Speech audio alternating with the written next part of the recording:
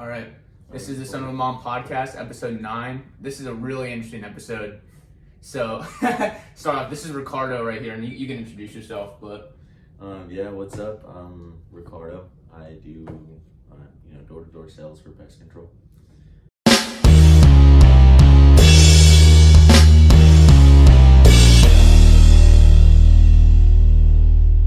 So we met the other day. He was knocking door to door, and he complimented my Crocs, and kind of started the conversation from there. We talked for a very long time the other day, so thought we should get him on the pod. Very interesting. But I guess we'll just start off. Like, how was life growing up? Like, how did you grow up? Where did you grow up?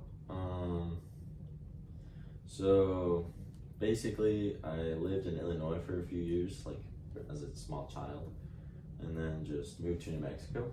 So I lived in Albuquerque for about a year. Now I live in Carlsbad. It's like a small town. In New Mexico? Yeah. Since like, I was probably like 10, I'd say, 11. And then just went to high school there. I was living in this other town called Las Cruces, going to college. And he's 18 years old, by the way. And I guess let's start with the story of why you started doing door sales, and like how was the introduction to it? Yeah, so actually I was in college by this point, and just in class I was actually like just doing some tutoring for my science class, right? I'm in there, I get a text from this girl that I knew from high school. Like, I had never really talked to her, but like we weren't like friends or anything, but she basically hit me up just saying that like, hey, just if you want me to connect you with my manager, like if you want a job for next summer, it's pretty cool. Like, okay. And obviously, like, I had known what they were up to because I did have a few friends like that did it. Yeah. So they were just kind of moving all over, just like doing some cool things, like all over the country, I guess you could say. And I was like, well, okay, I get to travel a bit, and then shoot, like, we'll just see how it goes, right? And you started at what age? So she texted you at what age, and then you started at what age? Yeah, so I was 18, so I was still 18. So this is your first summer? Yeah, my first summer. So, yeah. How was the first, we talked about it a little bit in our first conversation, but how was the first couple of doors and that whole experience? I know you talked about it, but... Yeah, it was kind of crazy, honestly, like, so obviously I had trained, and I knew like what the sales process was, or like, what to say necessarily. That's kind of all I had learned, because like it's kind of crazy like how deep it can go, really. Yeah. But I knew what to say, so I'm in Houston. This is in May. Houston, that was supposed to be our spot, and then midway through the summer we were gonna go to Denver. We started off in Houston.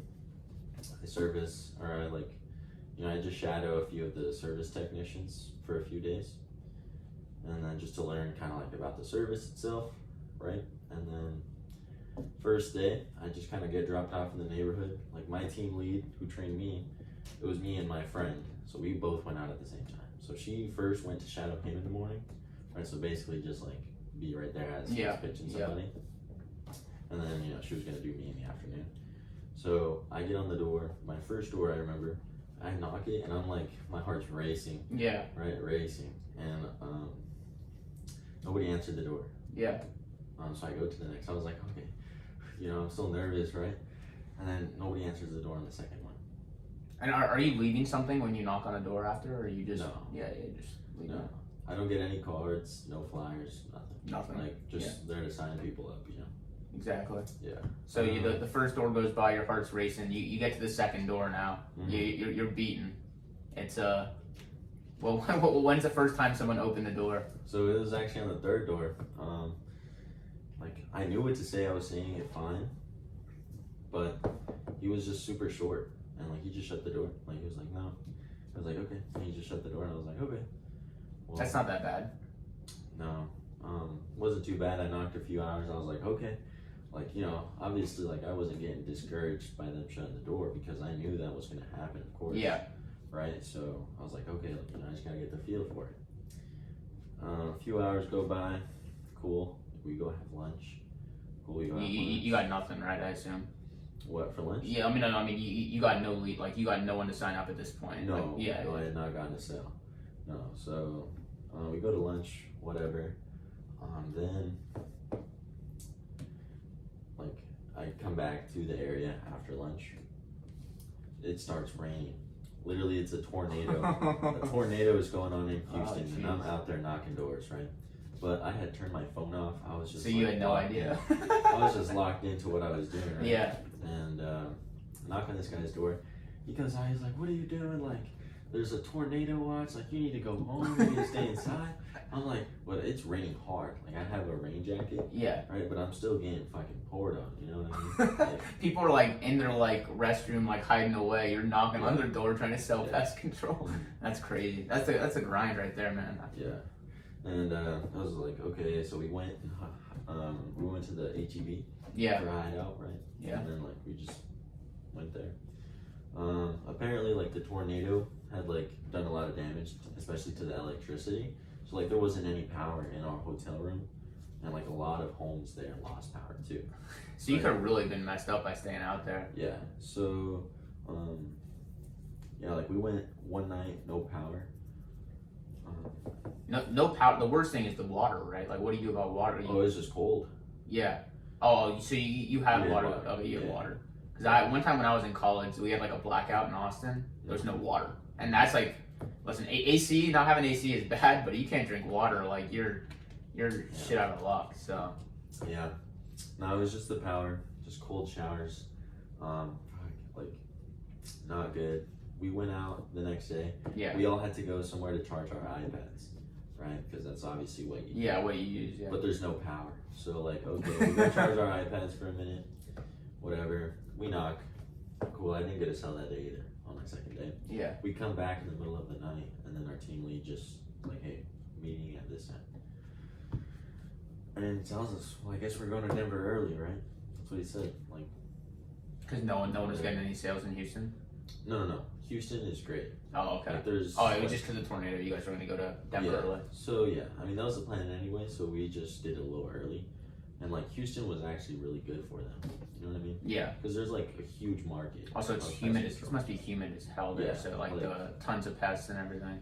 Yeah, for sure. Like it's crazy. Like people in Houston need pest control. Yeah. You know, and like if you get a house, shit, you're gonna need some pest control. I guess like your techniques, because we were talking about this a little bit when we first talked, but your techniques when you go up to a door, like you complimented my Crocs, like what compliments are you throwing out like when you first walk into the door? Like what are you saying to the person? You compliment their eyes? I mean, is it like a girl you're flirting with, or like what's going on? No. So yeah, just call it an icebreaker, right? Yeah. You know, I'm a random guy that they don't freaking know. Exactly, right? just like this. Like immediately as you see a solicitor, you're gonna have your guard up. Right? Yeah. So like that's just normal. Like, you know, whenever you go to like, let's say a clothing store or like. Or you go to like Walmart and there's a dude handing out the phone, Wi-Fi, whatever. There's tons of situations like that. Right. Exactly. Yeah. You're like, you know, the guy at the mall. Yeah. Trying to clean your shoes. Right. Yeah. So obviously he's just trying to do sales. Right? Yeah. And you know that he's trying to sell you something. That's why you have your guard up, right? Exactly. So the icebreaker, you know, just kind of like make a little joke, kind of humanize yourself, and then like, you know, maybe they drop their guard. Like what's an example of a joke that you dropped? Like, it's like Dave Chappelle level, or like what's going on? No, nothing crazy. I'm just like, for the women, typical, just standard like, hey, you must be the queen of the castle here. And, like, you know, something like kind of corny. Yeah, of course, something corny, and then like. Oh, usually I just say for the guys, you must be the boss around here. Just depends really, like, it's like, there's a lot of situations you can compliment their yard, like. Yeah. The yard one is always funny because I always do it to the guys, because they obviously care. Then so I'm like, oh, you got some good stripage here. You know what I mean? People it's like, I wouldn't even know what you meant by that, but I guess some guys definitely understand the term stripage. Yeah, right, because when they cut the lawn, like, you can see the lines. And you notice that, like, oh, you know, all these houses. How long is the pitch? Like, are you sitting there? You're explaining the service first. How quickly are you trying to get their credit card? Like, how are you going about that? Because like everyone's got an attention span, right? It's like and for a solicitor it must be lower than probably normal. But even nowadays, like TikTok, I mean, I guess you're going up to older people, but still, I think attention spans have gotten down. Like, how do you think about selling them the service versus getting their credit card? Okay, so basically the pitch is just like the introduction. Yeah. You got the service, price, and then closing it. Yeah. Right? So in the intro, just try to keep it like short and sweet, because you got 7 seconds to make your first impression on it. Oh, 100%. Right? Yeah. So icebreaker, and then you're just like, okay, I'm doing the pest control. Like, you know what I mean? You get straight to business. Yeah. Like just being calm. Yeah. Right? You explain service, right? It takes a few minutes. Like, so there's like verbal tie downs. So where you tell them that they have something, like, for example, if you're pitching like spider webs or spiders, you just tell them, you know how you get the spider webs like in the garage or if you like under the roof line.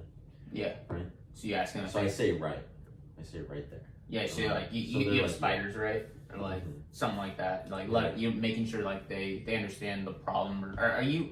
One thing I've learned is like, are you trying to? I wouldn't say this is a bad thing, but you're trying to sell them on fear too. Like, are you trying to say like, like if you have a ton of mosquitoes, there's a Nile virus going, or something like that? No.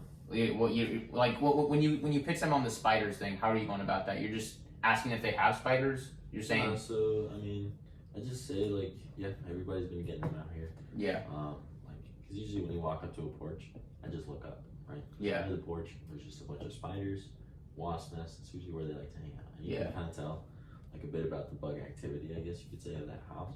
Yeah. So you never want to call out somebody's bugs, right? Yeah. Like you can't just tell them, oh look. Like your house looks like shit. Yeah. Like, yeah. You don't want to say that. Yeah. Nah, you don't want to do. You don't want to like. But like if you get like a verbal tie down. Yeah. They're like, oh yeah, I got the spiders. Like, so just kind of keep them engaged throughout the pitch. Yeah. It's kind of long. I'd say like 2 to 3 minutes. The pitch itself, and then closing them just depends. It can go smoothly or it can go like you'll be there for a good minute. Yeah, they're asking a bunch of questions and yeah, it's interesting. I give you a lot of credit. I don't know if I could do it. It's definitely tough. Talk about the first story where you told me that you were on the curb, because I think a lot of people, me included, we struggle with persistence. I think your story is a good one because I think a lot of people would have quit there. Yeah, honestly, like my second day it was raining more. Like these people are being rude. They're just shutting me down fast, and I'm like, well, what am I doing wrong? Yeah. And so it's just like rainy there. I get a little emotional and I'm just like, what the fuck? It was already like 8:30 p.m. Yeah. Like, and then we went to Denver, and then I'm in Denver, and I actually like the first day of being in Denver, I get a sale, right? So honestly, my first sale was my highest contract, like value. Yeah. I made the most money on that. On that sale still to this day. Mm-hmm. Yeah. So, like, she was just what you call a rollover, right? She just bought. She just the second you said pest control, she's like, I need that. Yeah. She just any price. Yeah, I guess so. Like, she was like, oh, I've been looking for some. I just pitched her. Are you giving them a different price when they're rollover? Yeah, it just depends. Like, so on the script that I had learned, so like I guess pricing, the initial service is $3.99. Yeah. Right. Follow-up treatments, a little bit lower, maybe like $189. Right. But I told her, since I'm here today, I'm getting the first one for $249. I'm taking $150 off. Right. That was the script that I learned. $249 initial treatment and $189 follow-up treatment. Yeah. Right. She was like, oh, that's a good deal.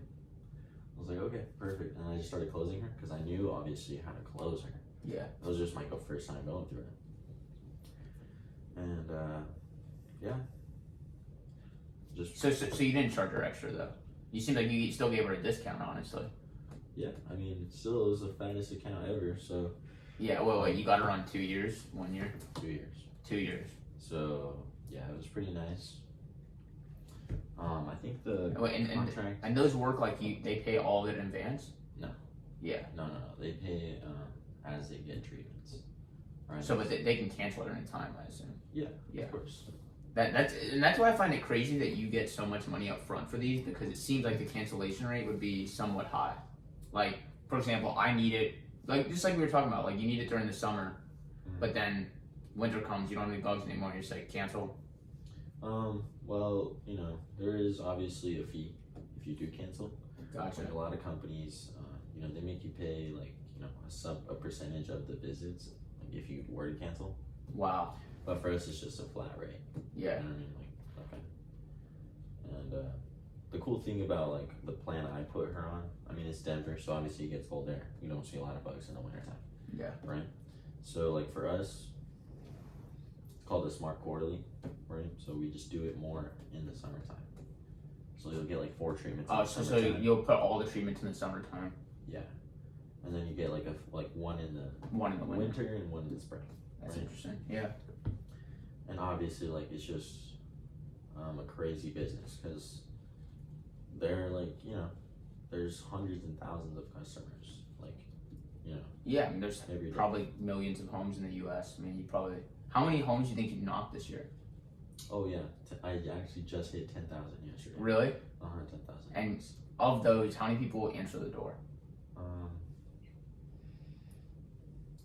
think like last time I checked my stats, it was like 4,500. Wow. See, that's amazing. I would think you would have way under that. Just opening the door.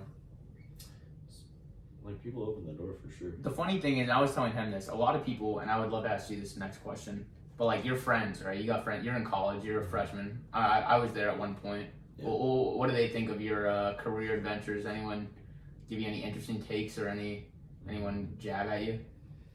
Not necessarily. I mean, I try to put my close friends on. Like, to be honest, like I really don't hang out with too many guys. Yeah. But I was like, hey, like I'm gonna do this. Like, if you're down, like I'm down to do it with you, right? And I had a friend. We were gonna do it. We were training, whatever, and then he just kind of like backs out like a little bit early on before we even head out, and then like eventually I did join the fraternity.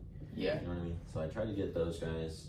I mean, it was pretty fun. Like at the end of the day, I didn't just use the frat just to get recruits. Like, it was fun. You can use a frat for whatever you want, dude. I knew a kid when we were in fraternity that he was like the fraternity real estate agent. You make a lot of money being that guy. I mean, there's no shame on that. For sure. And it was a fun time. Like they were my friends. Yeah. For sure. So I was like, hey, like if you want to do this, cool. Yeah. And I'm sure someone's got to judge you though for. Oh yeah, there was a few dudes. There was one guy. He was like, "Oh, I did door to door. It was so hard. Like you're just gonna waste your time." And I was just like, I mean, it's amazing how much money you make. Like I'm amazed that, and I think a lot of people don't realize that. But dude, you're probably making more than half of these listeners are in a year. I mean, and just in 3 months in the summer, it's quite amazing the numbers. I think. Let's talk about your future ambitions. Like I know we talked about it a little bit, but like you seem like you're a grind hard guy and you want to start businesses or start your own thing. Well, what are your ambitions in life? So right now I think just sticking with door-to-door sales, because I know that it can change my life. Yeah. Right. So just gotta stick it out for a few more years, and then just kind of see really where I go. Because by that point, like I just want to be somewhat financially free. But obviously working towards a bigger goal. Yeah. But I know that like what I'm doing right now is like the perfect vehicle for that. I think, I mean, I don't have any advice to give you, but I would say like you're in such a good spot. Just stay patient. I think like if you're making the money you're making, you keep on making that money. Like you'll have money to invest in any business you want or anything you want to do. Keep grinding. Yeah. Yeah, it's really cool. Because, at the end of the day, like, I work with people who are the perfect example of it. Yeah. Like, all of the, leaders at my company, they're all balling. Yeah. Right? But obviously, they're leaders in the company, like, higher ups. Yeah. Because of what they did. Yeah, it's the work they put in. Obviously. Yeah. No one just starts being a leader. Right. They just climbed the ladder. They got freaking balling. And, like, they're rich as fuck.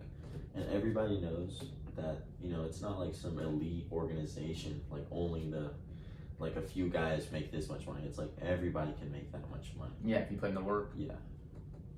What do you think about that? And I know you follow a lot of guys on TikTok, but like being around people who have similar mindsets, who are rich, who do have money, and who do grind. I think like how how have you valued that, and like, what do you think the importance of that is? I think it's really good. Yeah. Obviously, you are the sum of the 5 people you hang out with. Yeah, I think Right. that's really wise. So, obviously, if you're just hanging out with good people who are goal oriented, Yeah. like, obviously, want to do better for themselves, like, it really starts to, like, Drive you. influence you as well. Yeah. And, like, it's just a good, positive thing, like, trying to just do better for yourself. Exactly. So, it's kind of cool, like, obviously, if someone else has done it and you're hanging out with those people, it's just a lot easier Exactly. to do it again. They already know some strategies, some things that work. Mhm. All right, we'll end here, but I asked everyone this final question: who's the most interesting person you know? Honestly, well, I really like very interesting guy, my regional manager. Yeah. His name is Mark Wilmore. Yeah. Yeah, he's just honestly a boss, dude. Like, he did door-to-door sales for a long time. Now he's just up there. He's balling. Just travels the world. That's all he does. Really? He just checks in with his team. Wow. Mhm. That's amazing. So, it's pretty cool. Anything interesting about him? What did he? How long did he grind for? So he's been working 7 years only. So I don't even. So he's I think like 25. I think he's like maybe early 30s. Oh, okay. Maybe late 20s, but he's a really young guy, right? Yeah. You know what I mean? He's already like financially set for the rest of his life. Yeah. You know what I mean? Just door-to-door sales, and Mhm. and he travels the world. And he talk about any interesting places he's been or anything like that. Yeah. So he talks a lot about being to the Philippines. That's where his wife is from, in fact. Oh, really? So like, yeah, he just Chills out there. goes. I'm sure it's caught. You could probably live like a king there for. Right. Exactly. Yeah. That's what he talks about. It's like the opportunity that you have right here, right now. Like, a lot of people would, basically trade everything in the world that they have Yeah. for that, because Exactly. of how much you can actually do. Just being grateful, gratitude. I think that's huge too, especially when, and I'm sure you realize this, but there's days where you probably don't get any sales, and you just gotta be grateful that someone would kill to be in your spot. So Yeah, for sure. That's it's definitely like, that's the battle every day. Like, Yeah. at the end of the day, talking to people, that's the easy part. Like, the hard part is just keeping your mind right. I throughout the whole 100%. day.